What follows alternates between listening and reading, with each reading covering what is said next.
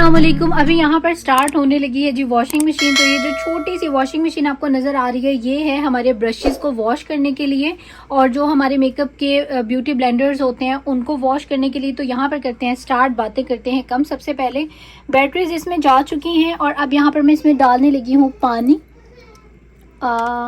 इतना जो है वो काफ़ी रहेगा और इसके बाद इसमें जाएगा लिक्विड सोप। और सोप के लिए मैं यहाँ पर ये वाला जो सोप हूँ वो यूज़ कर रही हूँ। और ये देखिए जी हमारी जो वॉशिंग मशीन है इसमें झाग बननी जो है ना वो स्टार्ट हो गई है। तो ये देखिए ये है मेरा ब्यूटी ब्लेंडर जो कि काफ़ी ज़्यादा जो है वो डर्टी हुआ हुआ है। और अब अपनी वॉशिंग मशीन में ये जो ब्यूटी ब्लेंडर है इसको जो हूँ मैं वॉश करती हूँ। चले जी इसमें डाल देते हैं ऐसे करके और इसको कर देते हैं स्टार्ट।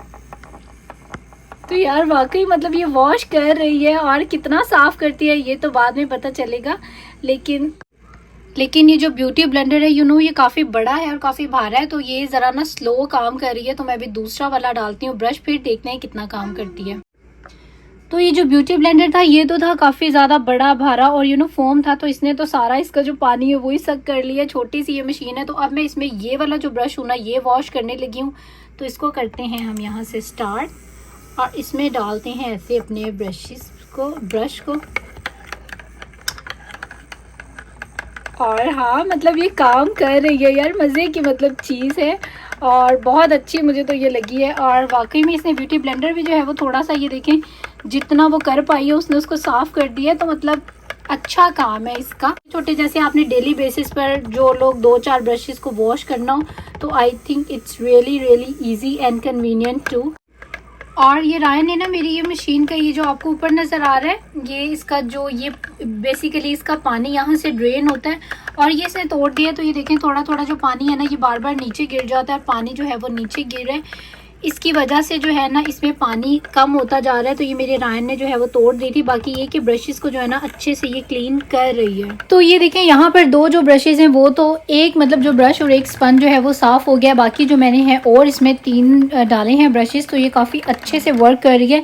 मतलब डेली बेसिस पर अगर आपने 4-5 ब्रशेस को वॉश करना है तो आई थिंक ये बहुत अच्छी जो है वो चीज़ है। मज़ा आया मुझे तो।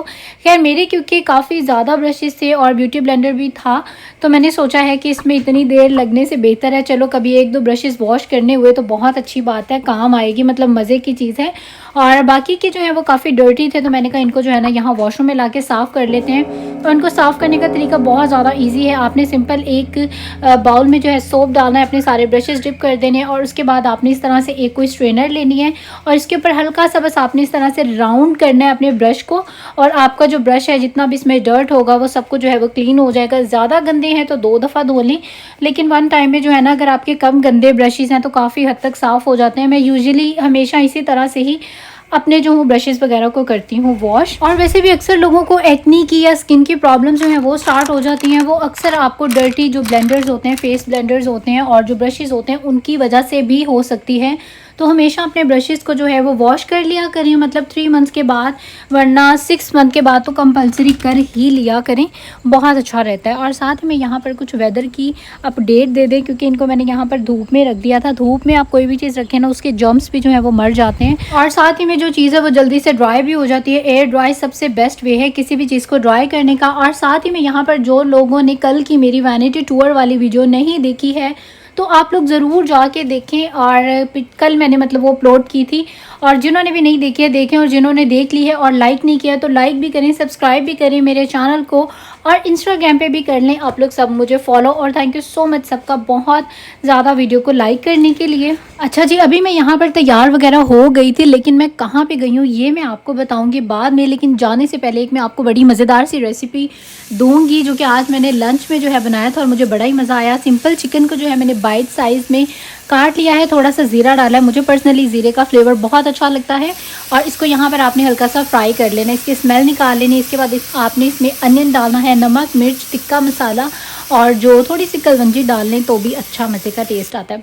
ये सारी चीज़ें डाल के आपने इसको लेना है पका। इसके अलावा सॉसेस में इसमें मैंने रेंच सॉस डाली है और मस्टर्ड सॉस डाली है, और आपने अपने तवे के ऊपर हल्का सा ऑयल डालना है और इसके जो बंद है ना, इसको अच्छी तरह से मतलब रोस्ट सा कर लेना, इसको क्रंची क्रंची सा कर लेना है। इसके बाद आपने सिंपल इसमें अपनी सॉसेस डालनी है और इजी वीजी सा जो दोपहर का लंच आप लोग इसको डिनर में भी खा सकते हैं, और बड़ा ही एक तो टेस्टी लगता है, मज़े का लगता है, और बहुत अच्छा। मतलब ये मेरा ना बड़ा फेवरेट, जब भी मुझे भूख लगे, एक तो मुझे लगता है ये काफ़ी जल्दी बन जाता है, और सेकंड ये कि टेस्ट भी जो है ना वो अच्छा खासा होता है। खूब सारी मैंने इसमें वेजिटेबल्स डाली हैं, because I am a big lover of vegetables. मुझे वेजिटेबल्स जो है वो बहुत अच्छी लगती हैं।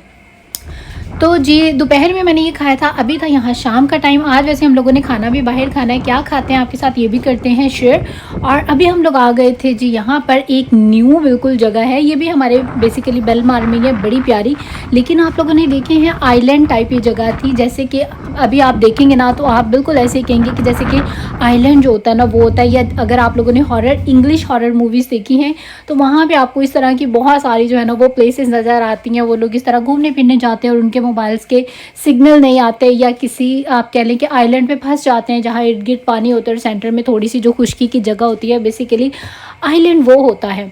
तो खैर ये जगह मुझे इतनी प्यारी लग रही थी ना, मतलब बिल्कुल ऐसे जैसे डेजर्ट टाइप की नहीं होती, सेम लाइक वैसी थी, और बहुत अच्छा लगा। मतलब यहाँ पे आना मेरे लिए एक बिल्कुल न्यू एक्सपीरियंस था, और मैंने कहा आप लोगों के साथ भी शेयर करते हैं। जो भी मैं न्यू एक्सपीरियंस करती हूँ आप लोगों के साथ ज़रूर शेयर करती हूँ।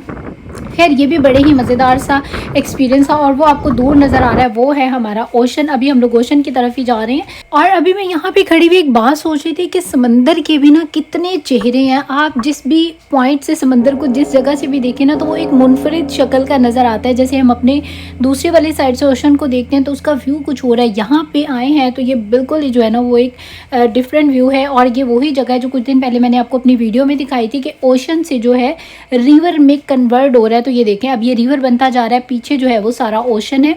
तो मतलब बड़ा ही प्यारा सा जो है ये व्यू था। ये देखें पीछे सारा ओशन है, और ये जो ओशन है यहाँ से रिवर में जो है वो कन्वर्ट हो रहा है।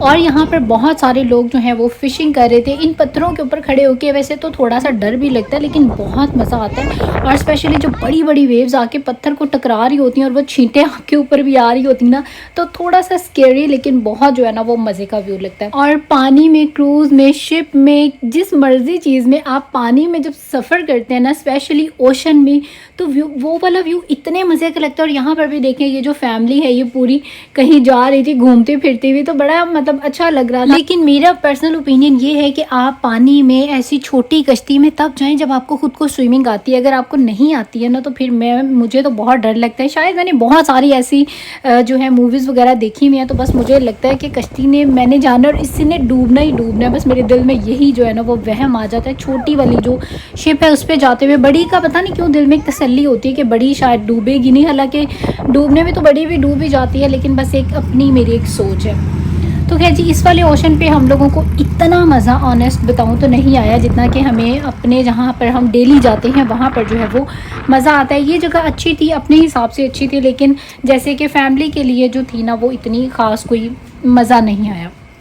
तो जी हम दोबारा से आ गए हैं अपने ही बीच पर, और अभी यहाँ पर हम लोग आए थे डिनर के लिए। मैंने बताया था आज का जो डिनर है हम लोगों ने बाहर ही करना था, तो इसीलिए हम लोगों ने सोचा कि आज का जो डिनर है अपने बेलमार से ही कर लेते हैं। और ये देखें छोटी सी गाड़ी है बीच पर, मतलब आप यहाँ पर अपनी साइड पर जो है वो चला सकते हैं। मुझे बड़ी क्यूट लगती है, बड़ा इसमें जो है ना वो ऐसे लगता है कि बड़ा मज़ा आता होगा। तो खैर यहाँ पर आप लोगों के साथ में एक चीज़ शेयर करना चाहूँगी। ये देखिए ये जो पीछे आपको एक अमेरिकन लड़की नज़र आ रही है, ये यहाँ पर बेसिकली क्लीनिंग करती है।